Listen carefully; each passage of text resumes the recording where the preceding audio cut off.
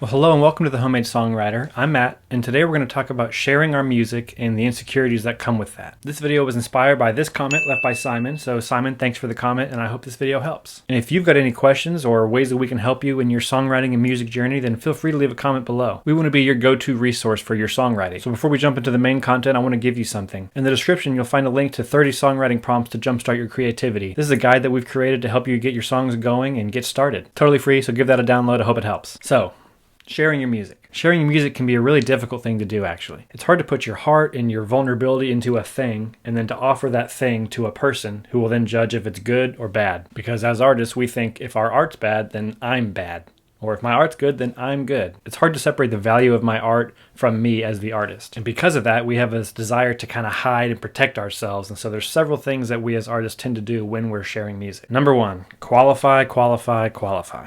Oh, no way, you write music? Can I hear a song? Oh, sure. Yeah, I can play something. I mean, it's not really finished. I still got to write a bridge, and the verses need some work.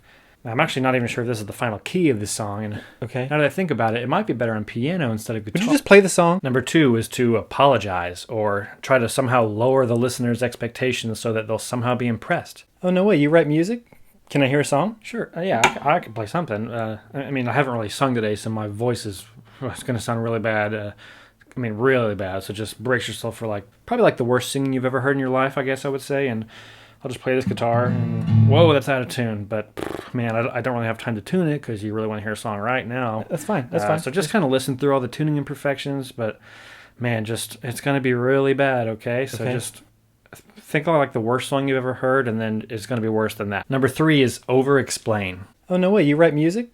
Can I hear a song? Sure, I can play one song. This song is sort of an ode to my father. Not really meant to be a first album kind of song. It's more of a third album sort of song. Imagine I gotta make sure you understand all this, otherwise the song might not make sense. So it started a long time ago when I was a child, right? This might all be a dream, right? So that's important for the third verse. Remember that. Now the key change, there's a deeper meaning behind it. And so this goes back to what I was saying about album number 2. Number 4 is the worst of all, and that's not share at all. Oh, no way, you write music? Can I hear a song? No. This all brings us to the first of 3 truths I want to share in this video. Truth number 1 is that it's all subjective. Because here's the thing.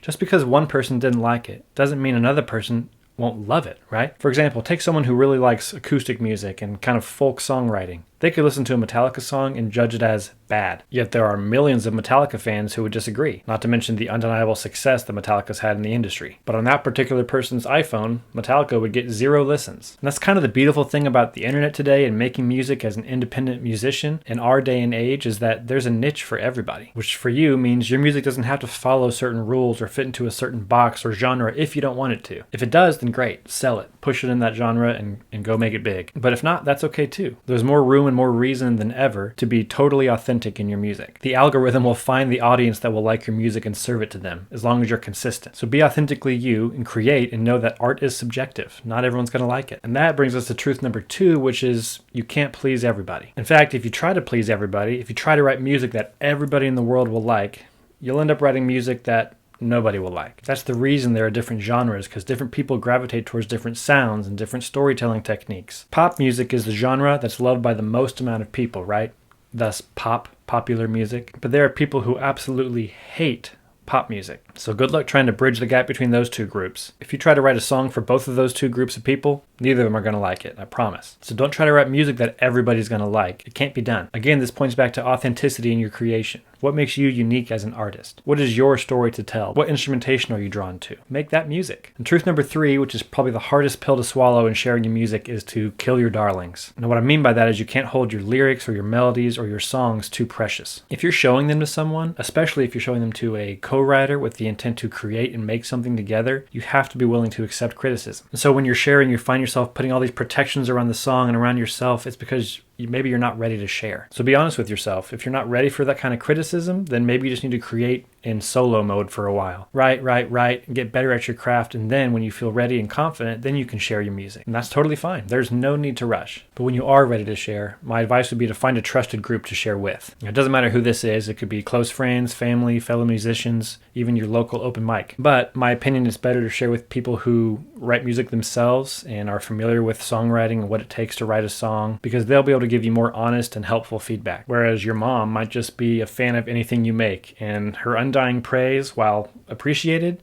might not make you a better musician in the long run. But when you are sharing with that group of trusted friends, be confident in what you're sharing. Don't apologize, don't qualify, share. There's a really cool story about Justin Vernon, who is the guy in Bon Iver.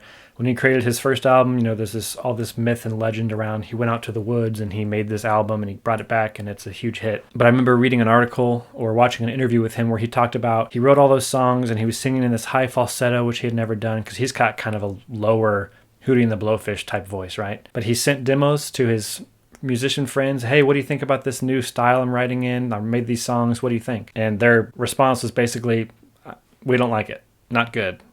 Try again. But Justin received that feedback and he was confident enough in what he had made that he said, well, I like it.